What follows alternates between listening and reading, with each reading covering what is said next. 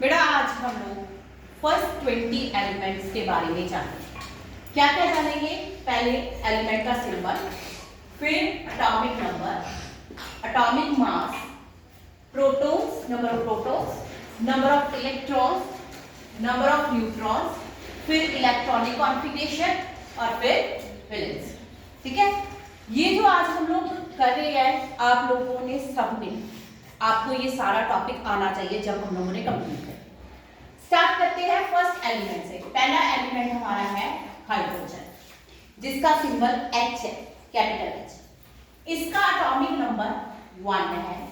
ठीक है, इसका एटॉमिक मास भी 1 है। ठीक है, क्यों? क्योंकि हाइड्रोजन एक ऐसा एलिमेंट है जिसके पास कोई भी न्यूट्रॉन नहीं है। ठीक है, तो एटॉमिक मास जो होता है वो क्या है हमारे पास? Number of protons plus number of neutrons. ठीक है, अब प्रोटॉन्स की बात करते हैं। प्रोटॉन्स कितने होते हैं हमारे पास? जो उसका एटॉमिक नंबर होता है, किसी भी एलिमेंट का जो एटॉमिक नंबर है वो क्या होता है? उसका नंबर ऑफ प्रोटॉन्स के इक्वल होता है। तो नंबर ऑफ प्रोटॉन्स कितने हो गए इसमें? 1। ठीक है, number of protons number of electron के इक्वल होते हैं। किसी भी न्यूट्रल एलिमेंट के अंदर number of protons are always equal to number of electrons. ठीक है, तो नंबर ऑफ इलेक्ट्रॉन्स कितने हुए? 1। ठीक है, न्यूट्रॉन्स की बात करें तो न्यूट्रॉन्स हमें पता है कि हमारा जो एटॉमिक मास है number of proton plus number of neutron से आता है।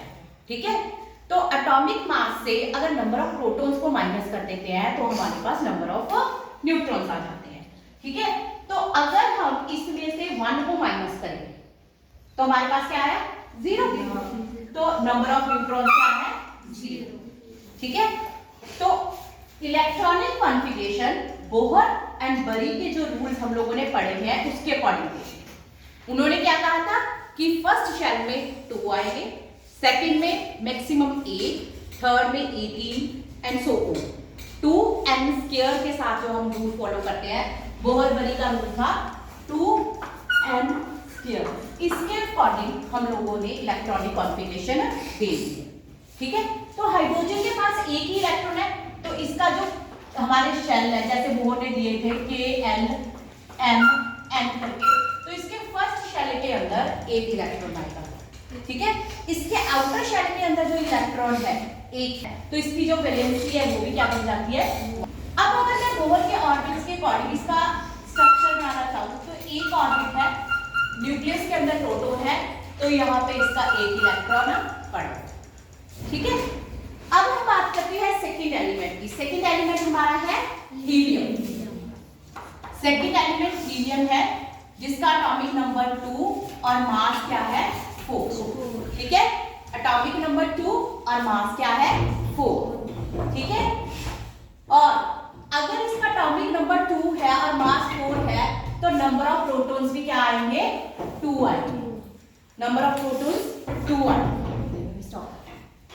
बेटा हमारा हीलियम था जो, उसका एटॉमिक नंबर 2, मास 4, तो जितना एटॉमिक नंबर है उतने ही क्या होंगे? प्रोटॉन। जितने प्रोटॉन्स हैं उतने ही क्या होंगे? इलेक्ट्रॉन। और न्यूट्रॉन्स कैसे आएंगे? Atomic mass minus number of proton. तो हमारे न्यूट्रॉन्स कितने बन गए? 4 - 2। कितने हुए? 2। तो इसकी इलेक्ट्रॉनिक कॉन्फ़िगरेशन क्या आएगी? 2। ठीक है, और वैलेंसी हम लोग क्या कहते हैं? जितना उसको स्टेबल होने के लिए इलेक्ट्रॉन्स की रिक्वायरमेंट है, तो ये तो ऑलरेडी स्टेबल है। ठीक है, ऑलरेडी स्टेबल है, तो इसमें वैलेंस इलेक्ट्रॉन चाहे 2 है पर इसकी जो वैलेंसी है वो क्या है? 0। ठीक है, और अगर हम इसके अरेंजमेंट ऑफ इलेक्ट्रॉन्स की बात करें तो हमारे पास इस तरह से फर्स्ट ऑर्बिट के अंदर 2 इलेक्ट्रॉन। थर्ड एलिमेंट हमारा है लिथियम। लिथियम का एटॉमिक नंबर 3 और एटॉमिक मास 7। ठीक है, नंबर ऑफ प्रोटॉन्स कितने हुए? जितना एटॉमिक नंबर है 3, नंबर ऑफ इलेक्ट्रॉन्स भी 3, और मास कितना हुआ? सॉरी, नंबर ऑफ न्यूट्रॉन्स कितने हुए? 7 - 3 मतलब 4। अब इसकी इलेक्ट्रॉनिक कॉन्फ़िगरेशन क्या होगी? फर्स्ट शेल के अंदर 2 और दूसरे में 1, क्योंकि बोहर बरी के रूल्स के अकॉर्डिंग पहले शेल के अंदर मैक्सिमम 2 इलेक्ट्रॉन्स आ सकते हैं। ठीक है, तो इसकी वैलेंसी 1। ठीक है, और इसकी हमारे पास अगर हम मॉडल बनाएंगे तो पहले शेल के अंदर 2 इलेक्ट्रॉन, दूसरे के अंदर 1। ठीक है। नेक्स्ट एलिमेंट हमारे पास है beryllium. B capital E small. Atomic number is 4। मास कितना है इसका? 9। मास कितना है? 9।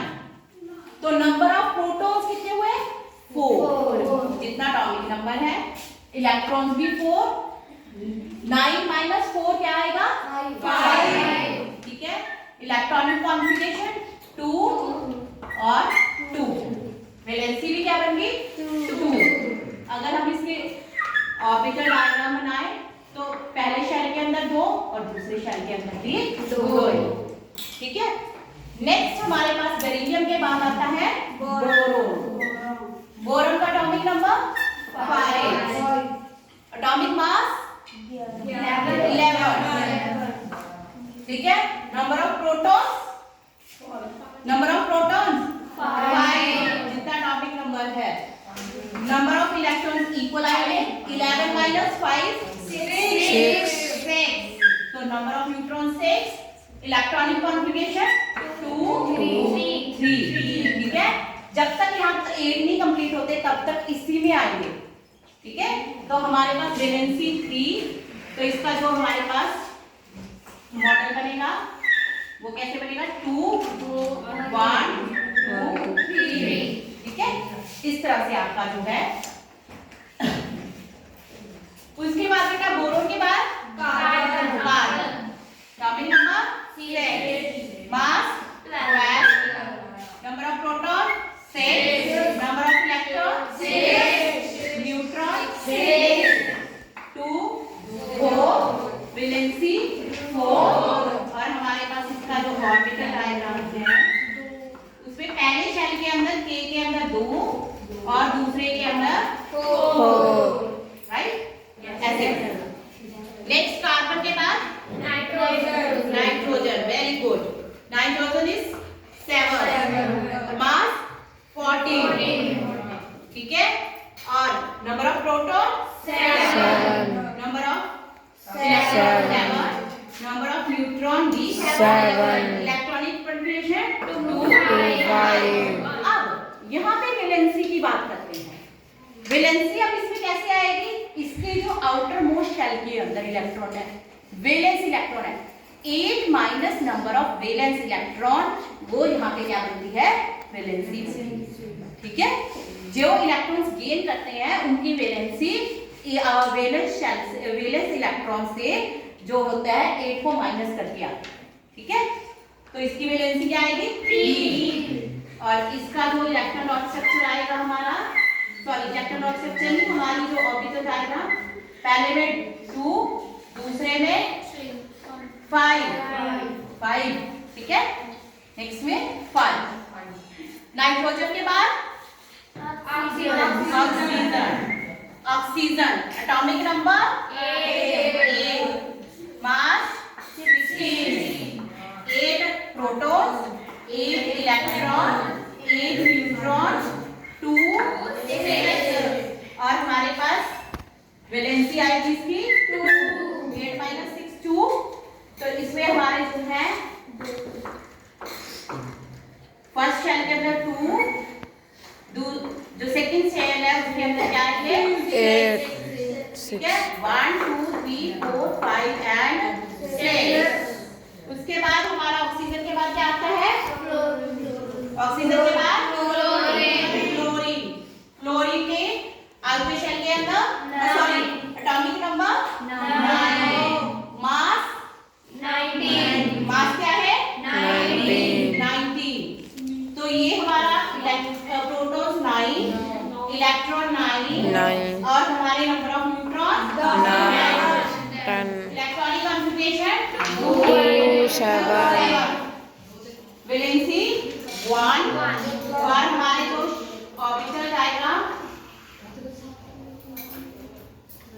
डायग्राम में फर्स्ट शेल के अंदर आपके जो है 2 इलेक्ट्रॉन्स आएंगे, दूसरे के अंदर 7 1 2 3 4 5 6 7।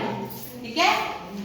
इसमें हम लास्ट चेक करेंगे ऑक्सीजन फ्लोरीन के बाद नियोन।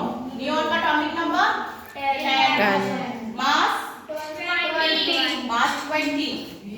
तो ये number of protons 10, number of electrons 10, number of neutrons 10। तो अगेन